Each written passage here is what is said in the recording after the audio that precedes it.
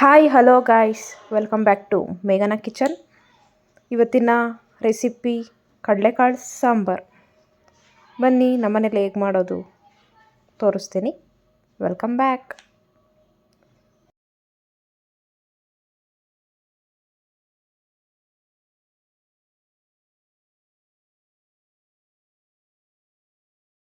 ಈಗ ಫಸ್ಟ್ ನಾನು ಒಂದು ಬೌಲು ಕಡಲೆಕಾಳು ತೊಗೊಂಡಿದ್ದೀನಿ.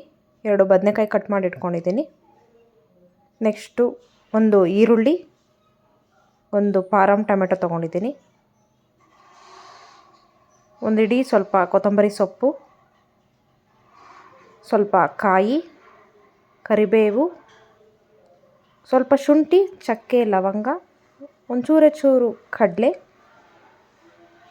ಮತ್ತು ಒಂದು ಬೆಳ್ಳುಳ್ಳಿ, ಸ್ವಲ್ಪ ಗಸಗಸೆ ತೊಗೊಂಡಿದ್ದೀನಿ. ಇಷ್ಟು ಫುಲ್ನ ನಾನು ಮಸಾಲೆಗೆ ರೆಡಿ ಮಾಡ್ಕೊಂಡಿದ್ದೀನಿ, ಗ್ರೈಂಡ್ ಮಾಡ್ಕೊಳ್ಳೋಕ್ಕೆ. ಈಗ ನೆಕ್ಸ್ಟ್ ಒಂದು ಕುಕ್ಕರ್ಗೆ ನಾನು ಸ್ವಲ್ಪ ಆಯಿಲ್ ಹಾಕಿದ್ದೀನಿ. ಎಣ್ಣೆ ಕಾದ್ಮೇಲೆ ಒಂದು ಈರುಳ್ಳಿ. ಈಗ ನೀಟಾಗಿ ಇದನ್ನ ನಾನು ಗೋಲ್ಡನ್ ಕಲರ್ ಬರೋವರೆಗೂ ಫ್ರೈ ಮಾಡ್ಕೊತಾ ಇದ್ದೀನಿ. ನೋಡಿ, ಈಗ ಈರುಳ್ಳಿ ಗೋಲ್ಡನ್ ಕಲರ್ ಬಂದಿದೆ. ಈಗ ನೈಟ್ ನಾನು ಇದನ್ನ ನೆನೆಸಿಟ್ಕೊಂಡಿದ್ದೆ ಒಂದು ಬೌಲು. ಆ ಕಡಲೆಕಾಳನ್ನ ನಾನು ಈರುಳ್ಳಿಗೆ ಸೇರಿಸಿ ನಾನು ನೀಟಾಗಿ ಇದನ್ನ ಫ್ರೈ ಮಾಡ್ಕೊತಾ ಇದ್ದೀನಿ. 1 to 3 ಮಿನಿಟ್ಸ್ ಇದನ್ನು ನಾನು ಮೀಡಿಯಮ್ ಫ್ಲೇಮಲ್ಲಿ ಫ್ರೈ ಮಾಡ್ಕೊತಾ ಇದ್ದೀನಿ.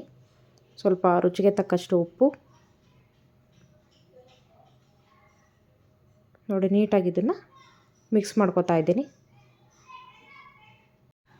ನೋಡಿ, ನೀಟಾಗಿ ಇದನ್ನು ಈಗ ನಾನು ಮಿಕ್ಸ್ ಮಾಡ್ಕೊತಾ ಇದ್ದೀನಿ. ನೋಡಿ, ಸ್ವಲ್ಪ ಫ್ರೈ ಆಗಿದೆ. ಈಗ ನಾನು ನೆಕ್ಸ್ಟ್ ಇದಕ್ಕೆ 2 ಸ್ಪೂನ್ ಮನೆಯಲ್ಲೇ ಮಾಡಿರೋ ಖಾರದ ಪುಡಿ ಸೇರಿಸ್ಕೊತಾ ಇದ್ದೀನಿ.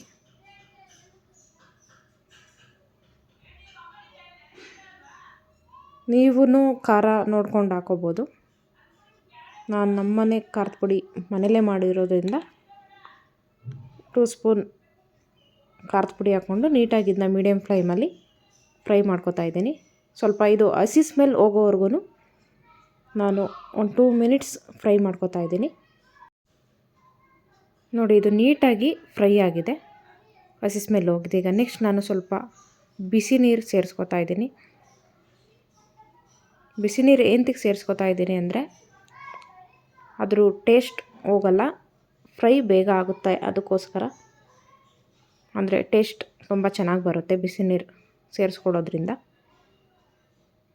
ನೋಡಿ, ಇದನ್ನು ನಾನು ಒಂದು 2 ಮಿನಿಟ್ಸು ಕುದಿಸ್ಕೊತಾ ಇದ್ದೀನಿ.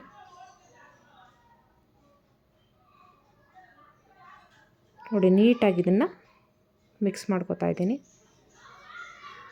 ನೋಡಿ, ಸ್ವಲ್ಪ ಕುದಿ ಬಂದಮೇಲೆ ಹಿಂಗೆ ಬೆಂದ ಮೇಲೆ ವೆಜಿಟೇಬಲ್ಸ್ ಸೇರಿಸ್ಕೊತಾ ಇದ್ದೀನಿ.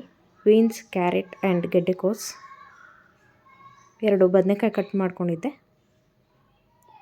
ಬದನೆಕಾಯಿ ಇದು ತುಂಬ ಟೇಸ್ಟ್ ಕೊಡುತ್ತೆ ಸಾಂಬಾರಿಗೆ, ಯಾವುದೇ ಸಾಂಬಾರಿಗಾದ್ರೂ. ಅದರಿಂದ ನಾನು 2 ಬದನೆಕಾಯಿನ ಸೇರಿಸ್ಕೊಂಡು ಇದನ್ನ ನೀಟಾಗಿ ಮಿಕ್ಸ್ ಮಾಡಿಕೊಂಡು ಇದು ಕೂಡ ಸ್ವಲ್ಪ ಫ್ರೈಯಲ್ಲೇ ಬೇಯಿಸ್ಕೊತಾ ಇದ್ದೀನಿ. ನೋಡಿ, ಸ್ವಲ್ಪ ರುಚಿಗೆ ತಕ್ಕಷ್ಟು ಉಪ್ಪು ಹಾಕೋದ್ರಿಂದ ಬೇಗ ಫ್ರೈ ಆಗುತ್ತೆ. ನಾನು ಸ್ವಲ್ಪ ಮಸಾಲೆಗೆ, ತರಕಾರಿಗೆ ಹಾಕ್ಕೊಂಡು ಫ್ರೈ ಮಾಡ್ಕೊಂಡಿದ್ದೀನಿ. ಈಗ ನೆಕ್ಸ್ಟ್ ನಾನು ಆಗಲೇ ಮಸಾಲೆ ತೋರಿಸಿದ್ನಲ್ಲ, ಅದನ್ನೆಲ್ಲ ಜಾರ್ಗೆ ಹಾಕೋತಾ ಇದ್ದೀನಿ. ಈಗ ಜಾರಿಗೆ ಸೇರಿಸ್ಕೊಂಡು ಇದನ್ನು ನೀಟಾಗಿ ಸ್ಮೂತಾಗಿ ಗ್ರೈಂಡ್ ಮಾಡ್ಕೊತಾ ಇದ್ದೀನಿ. ನೋಡಿ, ಮಸಾಲೆ ರೆಡಿಯಾಗಿದೆ ಈ ರೀತಿ. ಈಗ ಕುಕ್ಕರಲ್ಲಿ ವೆಜಿಟೇಬಲ್ಸ್ ಎಲ್ಲ ಬೆಂದಿದೆ. ನೀಟಾಗಿ ಇದನ್ನ ಮಿಕ್ಸ್ ಮಾಡಿಕೊಂಡು ನೋಡಿ, ಈ ರೀತಿ ಫೈನಲಾಗಿ ಬಂದಿದೆ.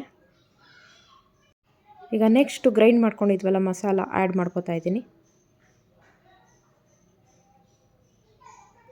ಇದನ್ನು ಕೂಡ ನಾನು ನೀಟಾಗಿ ಮಿಕ್ಸ್ ಮಾಡ್ಕೊತಾ ಇದ್ದೀನಿ. ಕಡಲೆಕಾಳು, ತರಕಾರಿಗಳು, ಮಸಾಲೆ ನೀಟಾಗಿ ಮಿಕ್ಸ್ ಮಾಡ್ಕೊತಾ ಇದ್ದೀನಿ. ಈಗ ಇದನ್ನು ಕೂಡ ಸ್ವಲ್ಪ ಮೀಡಿಯಮ್ ಫ್ಲೇಮಲ್ಲಿ ಮಸಾಲೆದು ಹಸಿ ಸ್ಮೆಲ್ ಹೋಗೋವರೆಗೂ ಸ್ವಲ್ಪ ಕುದಿಸ್ಕೊತಾ ಇದ್ದೀನಿ, ಒಂದು 3 ಮಿನಿಟ್ಸು. ನೋಡಿ, ಆವಾಗವಾಗ ನಾನು ತಳ ಇಳಿಬಾರ್ದು ಅಂತ ಮಿಕ್ಸ್ ಮಾಡ್ಕೊತಾ ಇದ್ದೀನಿ ಮಸಾಲೆನ. ಸ್ವಲ್ಪ ಸಾಲ್ಟ್. ನಾನು ಆವಾಗವಾಗ ಏನಂತಿಗೆ ಸ್ವಲ್ಪ ಸಾಲ್ಟ್ ಸೇರಿಸ್ಕೊತಾ ಇದ್ದೀನಿ ಅಂದರೆ ಸ್ವಲ್ಪ ಮಸಾಲೆಗೂ ಹಿಡಿಲಿ ಅಂತ. ಈಗ ಸ್ವಲ್ಪ ನಾನು ಗ್ರೈಂಡಲ್ಲಿ ಮಸಾಲೆ ಉಳಿದಿತ್ತಲ್ಲ ಅದಕ್ಕೆ ನೀರು ಹಾಕಿ ಮಿಕ್ಸ್ ಮಾಡ್ತಾಯಿದ್ದೀನಿ. ಈಗ ನೆಕ್ಸ್ಟು ನಾನು ಸೈಡಲ್ಲಿ ಬಿಸಿ ನೀರು ಕುದಿಯೋಕೆ ಇಟ್ಟಿದ್ದೆ, ಅದನ್ನು ಸಾಂಬಾರು ನಿಮಗೆ ಯಾವ ಅದಕ್ಕೆ ಬೇಕು ಅದಕ್ಕೆ ನೀರು ಬಿಡ್ಕೋತಾ ಇದ್ದೀನಿ. ನೋಡಿ, ಬಿಸಿ ನೀರು ಆ್ಯಡ್ ಮಾಡಿಕೊಂಡು ನೀಟಾಗಿ ಇದನ್ನು ಮಿಕ್ಸ್ ಮಾಡ್ಕೋತಾ ಇದ್ದೀನಿ. ಇದನ್ನು ಕುದಿಯೋಕೆ ಬರೋವರೆಗೂ ಬಿಟ್ಟು 1-2 ಮಿನಿಟ್ಸು ಕುಕ್ಕರ್ ಕ್ಲೋಸ್ ಮಾಡ್ತಾಯಿದ್ದೀನಿ ನಾನು. ಇದನ್ನು ಒಂದು 3 to 4 ವಿಜಿಲ್ ಹಾಕ್ಸಿದ್ರೆ ನೋಡಿ, ವಿಜಿಲಾಗಿ ಕುಕ್ಕರ್ ಓಪನ್ ಮಾಡ್ತಾಯಿದ್ದೀನಿ. ಸಾಂಬಾರು ರೆಡಿಯಾಗಿದೆ.